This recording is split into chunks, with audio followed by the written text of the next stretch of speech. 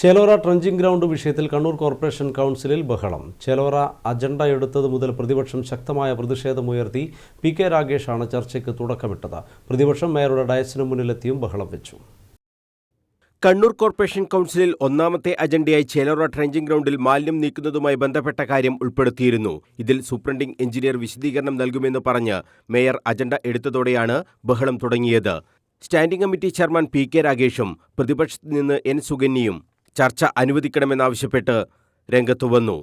ബഹളം രൂക്ഷമായതോടെ പ്രതിപക്ഷം മേയറുടെ ഡയസിന് മുന്നിലേക്ക് നീങ്ങി. പ്രതിപക്ഷം മേയറുടെ ഡയസിന് മുന്നിലേക്ക് എത്തിയതോടെ ബഹളം രൂക്ഷമായി.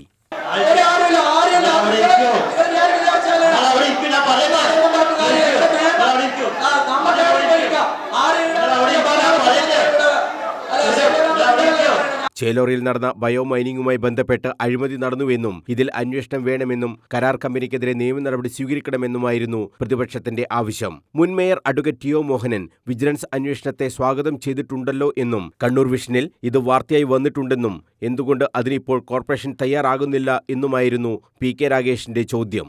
ബഹുമാനപ്പെട്ട മുൻ മേയർ, ഈ കരാറിന് നേതൃത്വം കൊടുത്ത മുൻ മേയറുടെ ഒരു പത്രപ്രസ്താവനയാണ് കണ്ണൂർ വിഷനിൽ വന്നത്. ഇതിന് ആരും ഭയപ്പെടേണ്ടതില്ല. ആരുടെ ഭാഗത്തും ഒരു തെറ്റുമില്ല. ഒരു ഉദ്യോഗസ്ഥന്മാരെയും ബലിയാടാക്കേണ്ടതില്ല. ആരും തന്നെ ഇത്തരത്തിൽ ഒരു തെറ്റ് ചെയ്തിട്ടുമില്ല. വെല്ലുവിളിക്കുന്നു LDF-നെ എന്താണ്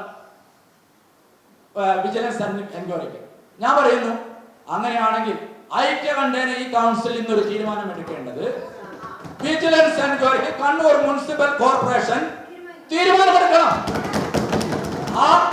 ഈ പറഞ്ഞത് ശരിയാണെങ്കിൽ കൗൺസിൽ തീരുമാനമെടുത്ത് കൊടുക്കാൻ നമ്പർ 1. ട്രഞ്ചിങ് ഗ്രൗണ്ടിൽ വ്യാഴാഴ്ചയുണ്ടായ തീപിടുത്തത്തിൽ ദുരൂഹത ആരോപിച്ച മേയർക്കെതിരെ വിമർശനവുമായി എൻ. സുകന്യയും രംഗത്തു വന്നു. അവിടെ ചേലോറ ട്രഞ്ചിങ് ഗ്രൗണ്ടിൽ ഒരു ഭാഗത്ത് തീപിടിച്ചു. ബഹുമാനപ്പെട്ട മേയർ പറഞ്ഞതായി കണ്ട് ദുരൂഹതയുണ്ട്. ഇവിടെ എല്ലാ കാര്യത്തിലും ദുരൂഹതയാണല്ലോ. ഇന്നിപ്പോ ഈ വിഷയം ചർച്ച ചെയ്യുന്നതുകൊണ്ടാണ് ദുരൂഹത എന്നാണ് ബഹുമാനപ്പെട്ട മേയർ പറയുന്നത്. എത്ര CCTV ആണ് ചേലോറ ട്രഞ്ചിങ് ഗ്രൗണ്ടിനകത്ത് വെച്ചിരിക്കുന്നത്? ആ CCTV ഒന്ന് പരിശോധിച്ചാൽ ആരാണ് അവിടെ തീയിട്ടതാണോ, ഇനി അല്ല അശ്രദ്ധ കൊണ്ട് തീപിടിച്ചതാണോ മനസ്സിലാക്കാൻ കഴിയില്ലേ? അത് മനസ്സിലാക്കുന്നതിന് പകരം മേയറെ പോലെ വളരെ ഉത്തരവാദപ്പെട്ട ഒരാള് ഇത് ദുരൂഹതയുണ്ട് എന്ന് ആക്ഷേപിക്കുന്നത് ഏറ്റവും വളരെ വളരെ അപലപനീയമായിട്ടുള്ള ഒരു കാര്യമായി പോയി എന്ന് കൂടിയാണ് ഞങ്ങൾക്ക് പറയാനുള്ളത്. കണ്ണൂർ വിഷൻ ക്വസ്റ്റ്യൻ അവറിൽ CPI നേതാവ് വി.കെ. സുരേഷ് ബാബു പറഞ്ഞ കാര്യങ്ങൾ ചൂണ്ടിക്കാട്ടി standing committee chairman Suresh Babu എളിയാവൂരും പ്രതിപക്ഷത്തിനെതിരെ വിമർശനമുയർത്തി. ഇതും ബഹളത്തിൽ കലാശിച്ചു.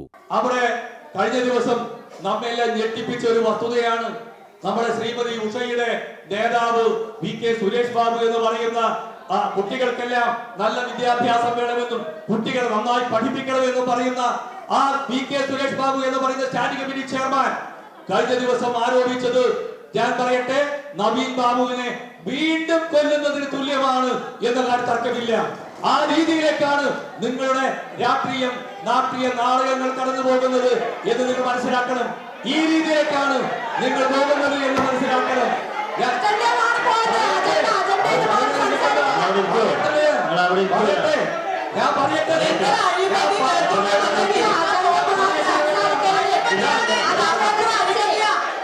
ബയോ മൈനിങ്ങിൽ ഒരഴിമതിയുമില്ലെന്ന് പൊതുസമൂഹത്തിന് ബോധ്യമുണ്ടെന്നും CPM നേതാവിന്റെ മകളുടെ ഭർത്താവിന്റെ കമ്പനിയായ സോണ്ടക്ക് കൂടിയ നിരക്കിൽ കരാർ അനുവദിക്കാത്തതിന്റെ പ്രശ്നം മാത്രമാണ് പ്രതിപക്ഷത്തിന് ഉള്ളതെന്നുമാണ് മുൻ മേയർ അഡ്വക്കേറ്റ് ടി.ഒ. മോഹനൻ കുറ്റപ്പെടുത്തിയത്.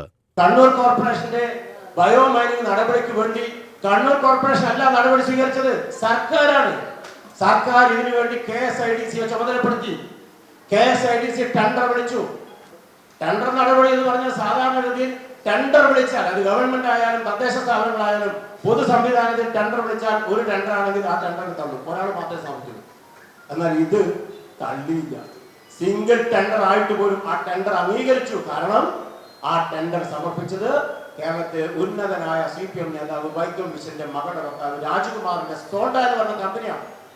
അഴിമതി ആരോപണം മേയർ മുസ്ലിം മഠത്തിലും തള്ളി. 2 മണിക്കൂറിലേറെ ഭരണ പ്രതിപക്ഷ അംഗങ്ങൾ തമ്മിൽ ചൂടേറിയ വാദപ്രതിവാദങ്ങൾക്കൊടുവിലാണ് മറ്റ് അജണ്ടകളിലേക്ക് കൗൺസിൽ കടന്നത്. News bureau, Kannur.